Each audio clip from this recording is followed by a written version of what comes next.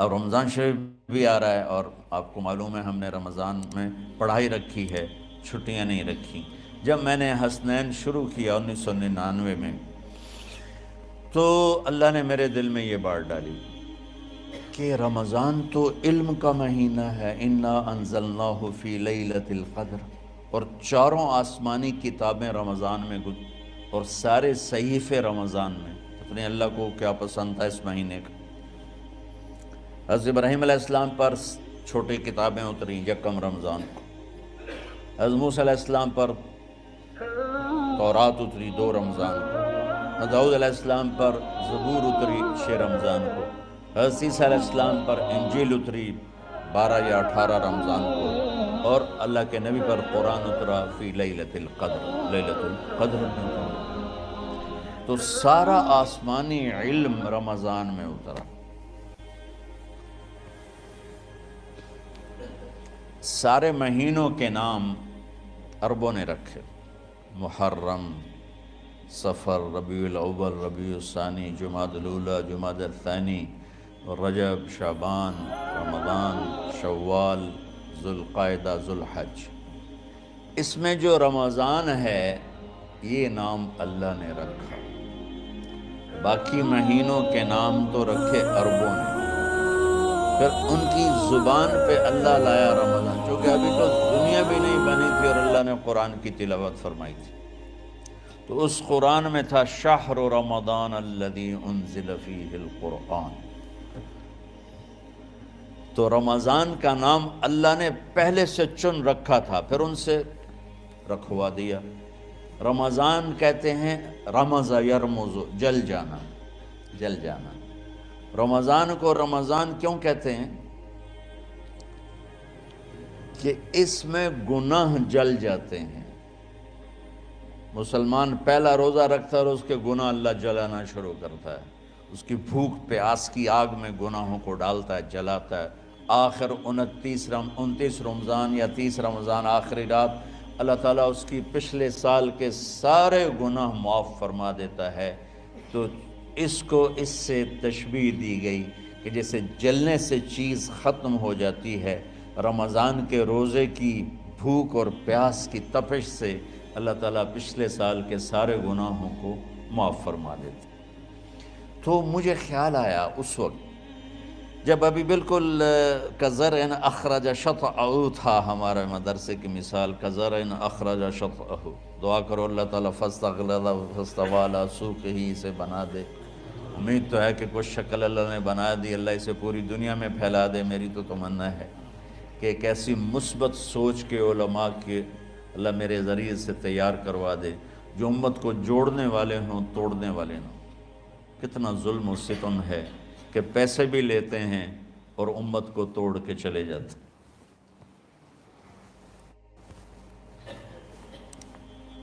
میں نے ایک خطیب سے کہا تم یہ منفی تقریریں کیوں کرتے ہو، تم مثبت کیوں نہیں کرتے؟ تھوڑی چیزیں ہیں بتانے کے لیے لوگوں کو جس پر سارے مسائل، سچ بولو، کون سا مسئلہ کس کے خلاف کہے گا، محبت کرو، کس مسلک کے خلاف ہے یہ بات، ماں باپ کی خدمت کرو، رزق حلال کماؤ، شراب سے بچو، زنا سے بچو، جوئے سے بچو، سود سے بچو، رشوت سے بچو، جھوٹ سے بچو، ظلم سے بچو، ماں باپ کی نافرمانی سے بچو۔ یہ کتنی باتیں ہیں جو امت کو بتانے کی ضرورت ہے۔ کہنے لگا یہ پھر پیسے نہیں لبدے، پیسے ہی اس گل دے لبدن کہ آج تسی فلانے دا توا لین بجامنا، اگر میں توا نہ لگاؤں تو میں تو نہ پیسے ہی نہیں دے۔ تو یہ اس وقت سٹیٹس ہے، تو کیا پیغام جائے گا؟ تو اللہ تعالیٰ آپ کو مثبت بنائے۔ رمضان میں چونکہ سارا علم اترا تو مجھے خیال آیا کہ ہمیں رمضان میں چھٹی کرنا تو ایک ایسی عادت ہے، کوئی سنت تو ہے نہیں، تو مجھے رمضان میں پڑھائی کروانی چاہیے، چاہے تھوڑی ہوگی، روزے کی بھوک بھی ستائے گی اور رات کے جاگنے کی وجہ سے نیند بھی ستائے گی، لیکن اس میں ایک لفظ سینکڑوں لفظوں پہ بھاری ہوگا غیر رمضان۔ تو میں کراچی گیا اور مفتی تقی صاحب دامت برکاتہم سے سب سے پہلے جا کے مشورہ کیا کہ حضرت میں چاہتا ہوں کہ رمضان میں چھٹی نہ ہو، پڑھائی ہو۔ اس وقت رمضان سردیوں میں تھا، تو وہ بڑے خوش ہوئے، کہنے لگے یہ تو بہت اچھی بات۔ اصل میں ہمارے اکابر نے رمضان میں چھٹیاں اس لیے رکھی تھیں کہ سارا سال تو عبادت ہوتی ہے بالواسطہ، پڑھنا پڑھانا عبادت ہے ایک واسطے کے ساتھ، اور روزہ، نفل، تہجد، تلاوت یہ عبادت ہے بلا واسطہ۔ تو طلبہ علماء رمضان میں اپنا وقت عبادت میں گزاریں، کہنے لگے اب وہ عبادت تو ہوتی نہیں رمضان میں، تو بہتر ہے آپ پڑھائی شروع کرائیں، بہت اچھا ہوگا۔ وہ تو اتنے بڑے ہاتھی کے پاؤں میں سب کا پاؤں، اتنی بڑی ہستی نے، وہ صرف پاکستان کا سرمایہ نہیں پوری امت کا سرمایہ ہے، تو ان کی اس بول نے نا مجھے ہمت دے دی۔ تو پھر میں نے یہاں آ کر اس وقت یہ پہلی جماعت مولوی عدنان صاحب کی اور مولوی مسعود صاحب اور کچھ انتقال کر گئے رحمۃ اللہ علیہ، یہ تھے، تو ہم نے رمضان میں سبق شروع، اس وقت ذرا میری ہمت تھی تو میں رات کو پڑھاتا بھی تھا، بیان بھی کرتا تھا، اب تو یہی میں اتنی مشکل سے بول رہا ہوں۔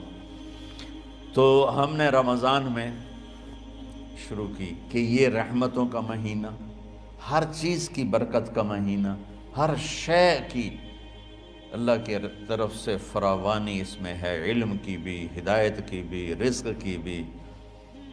غریب سے غریب آدمی بھی سموسے بنا کے بیٹھا ہوتا ہے، پکوڑے بنا کے بیٹھا ہوتا ہے، اور دسترخوان پہ ایک کی بجائے 3 چیزیں پڑی ہوتی ہیں۔ چاہے رمضان کے بعد سب کے پیٹ خراب ہوں، ایک واری تو کھانے دی تباہی پھیر دیں۔ روزے کا مقصد ہی فوت ہو جاتا ہے۔ روزہ تو ہوتا ہے بھوک کے لیے، پر وہ اتنا کھاتے ہیں کہ سحری کا کھانا افطاری تک ہضم نہیں ہوتا، اور افطاری کا کھانا سحری تک ہضم نہیں ہوتا، پر انہیں دونوں کا ہی کھاونا ہے۔ کہتا بھوک نہ لگے، بھوک نہ لگے۔ وہ بھوک لگنے کے لیے تو روزہ ہے، ایک تو یہ جسم کو صاف کرتا ہے، دوسرا غریبوں کی غربت کا احساس پیدا کرتا ہے کہ جو بھوک تو آج برداشت کرتا ہے، غریب روزانہ یہ بھوک برداشت کرتا ہے۔ تو اللہ کے غریبوں کا، غریب بندوں کو کی خدمت کر، ان تک اپنے مال پہنچا، اپنا اللہ نے دیا ہے تو ان کو بھی اس میں شریک کر، قبر میں لے جائے گا۔ تو اللہ تعالیٰ نے میرے دل میں یہ ڈالا، تو ہم نے تعلیم رمضان میں شروع کی، کیونکہ قرآن رمضان میں اترا، انجیل رمضان میں اتری، زبور رمضان میں اتری، تورات رمضان میں اتری۔ پھر اللہ نے اس مہینے کا نام خود رکھا، شہر رمضان، شہر رمضان۔ اس میں شب قدر رکھی، اس میں رات کی ایک نماز۔ اچھا، پہلی امتوں پہ روزہ فرض تھا افطاری سے افطاری، افطاری سے افطاری، بہت شدید تھا، 24 گھنٹے کا روزہ، بس افطاری کے بعد آنکھ لگ جاتی تو روزہ اگلا شروع ہو جاتا تھا۔ تو ہم پر بھی پہلے ایسے ہی روزہ اترا، افطاری سے افطاری۔ تو ابن سرمہ رضی اللہ تعالی عنہ اونٹ چرانے والے تھے، وہ شام کو لوٹے تو بیوی سے پوچھا کوئی افطاری کا سامان ہے؟ انہوں نے کہا ہے تو نہیں، میں کہیں سے لے آتی ہوں۔ وہ گئیں افطاری کا کوئی سامان لینے، ان کو تھوڑی دیر ہو گئی اور ان کی آنکھ لگ گئی، تھکے ہوئے تھے، سورج ڈوب گیا۔ جب وہ آئیں تو ان کا ہائے سرمہ تو ہلاک ہو گیا۔ کیا ہوا؟ کہا اگلا روزہ شروع ہو گیا کیونکہ تیری آنکھ لگ گئی۔ تو انہوں نے کہا چلو کوئی بات نہیں، لیکن ظہر کے وقت بے ہوش ہو گئے۔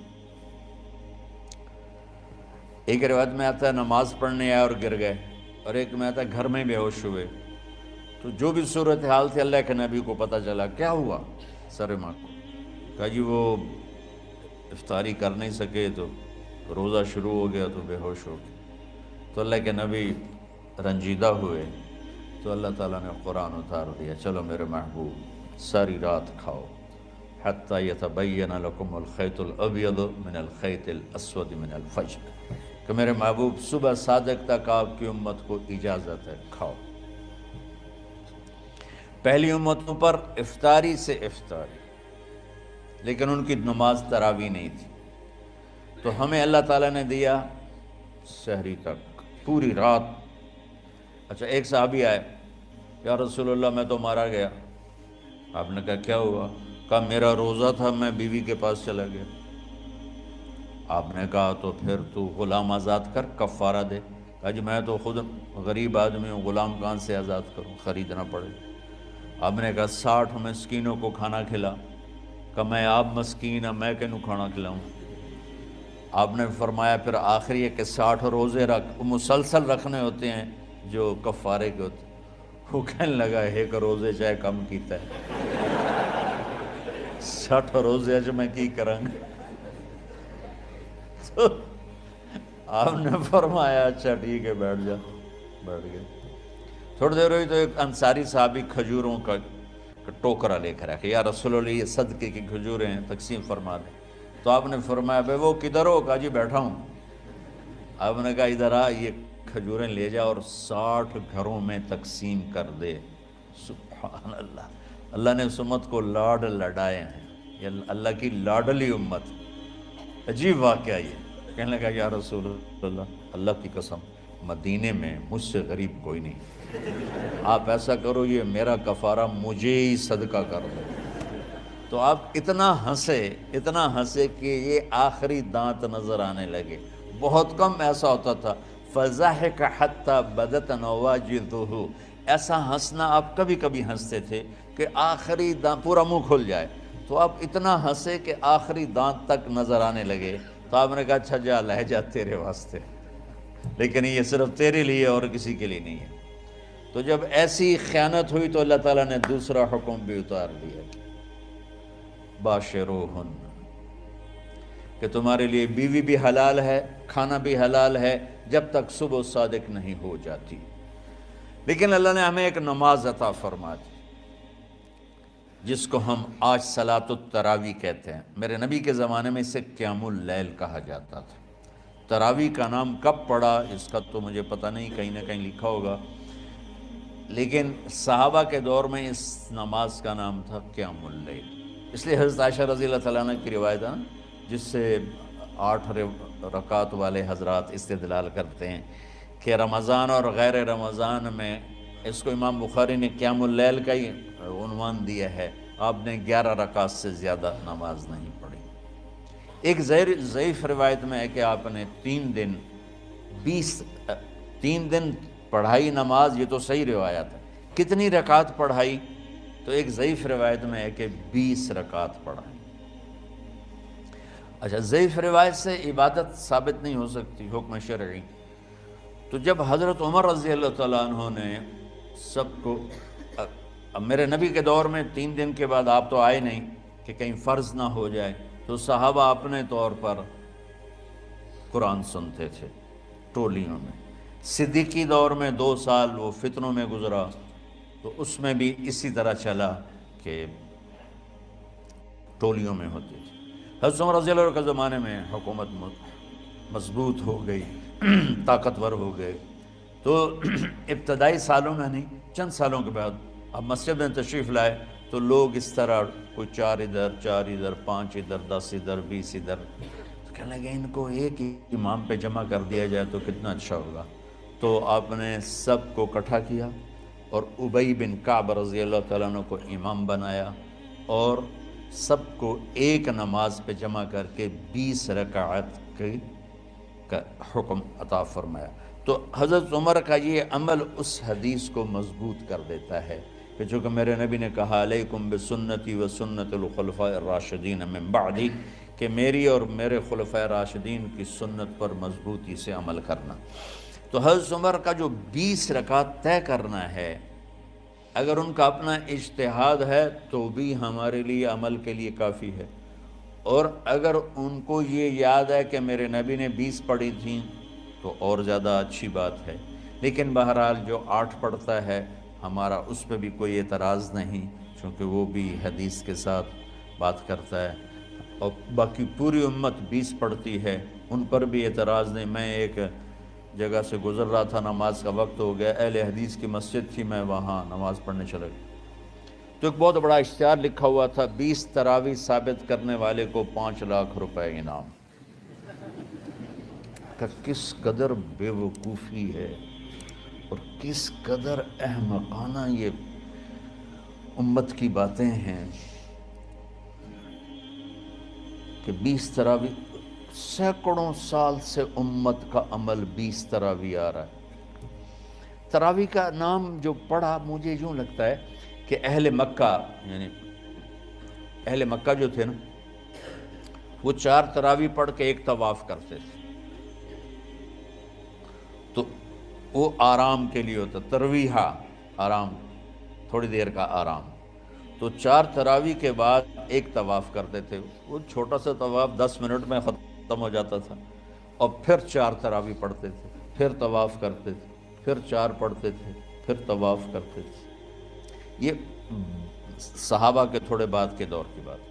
تو مدینے والوں کو پتہ چلا کہ مکے والے تو یہ کرتے ہیں، وہ کہنے لگے اساں کی کریے؟ انہوں نے کہا اسی 40 تراویح پڑھیں گے، 40 رکعت۔ وہ 40 رکعت پڑھتے تھے۔ تو نوافل میں کوئی سختی نہیں کہ بھائی 8 سے زیادہ نہیں پڑھنی، بدعت ہو جائے گی، اور 20 پڑھنا بدعت ہے، یہ سب جہالت کی بات ہے۔ اور یہ 8 پڑھ رہے ہیں یہ غلط ہے، یہ بھی حماقت کی بات ہے۔ جو صحیح حدیث سے دلیل پکڑ کے کوئی عمل کرتا ہو تو بھائیو اس سے بحث نہ کیا کرو، مناظرہ نہ کیا کرو، یہ بہت نادانی والی بات ہے۔ اور امت کا خلق لاکھوں کروڑوں انسانوں کا ایک عمل پہ جمع ہونا، یہ بذات خود اس کی طاقت کی ایک دلیل۔ اور حرمین جب سے میرے رب نے، حضرت عمر نے 20 رکعت شروع کی، آج تک وہاں بھی ساری مساجد میں 8 رکعت تراویح ہوتی ہے، لیکن حرمین کی مسجد میں 20 رکعت، ادھر بھی ادھر بھی۔ اور یہ جو وہاں ختم قرآن پہ دعا نہیں مانگی جاتی، یہ کس کا عمل ہے؟ حضرت عثمان کا۔ حضرت عثمان نے اپنے دور خلافت میں تراویح پڑھانے والے سے کہا جب قرآن ختم کرو تو دعا کرنا۔ وہ کہنے لگے جی کیا دعا کروں؟ کہ جو تیرے دل میں آیا کرنا۔ تو ختم قرآن کی رات تراویح کی آخری رکعت میں من الجنت والناس کے بعد دعا کے لیے ہاتھ اٹھانا، یہ حضرت عثمان رضی اللہ تعالیٰ عنہ نے اس کو زندہ فرمایا۔ اور امام دعا کرتا تھا 1 منٹ، 10 منٹ، 20 منٹ، جتنے بھی، اور پیچھے لوگ آمین کہتے تھے۔ وطر کی جماعت نہیں ہوتی تھی، وطر کو باجماعت حضرت مولا علی رضی اللہ تعالیٰ عنہ نے شروع کی کہ وطر کو بھی باجماعت پڑھا جائے۔ تو یہ ان کی سنت ہے کہ وطر کو باجماعت پڑھا گیا۔ تو اب یہ لہٰذا یہ سارے سنت جو کام ان خلفۂ راشدین سے ہوا وہ بھی سنت ہے۔ تو اللہ نے ہمیں ایک رات ایک عبادت دے دی کہ میرا قرآن پڑھو اور سنو۔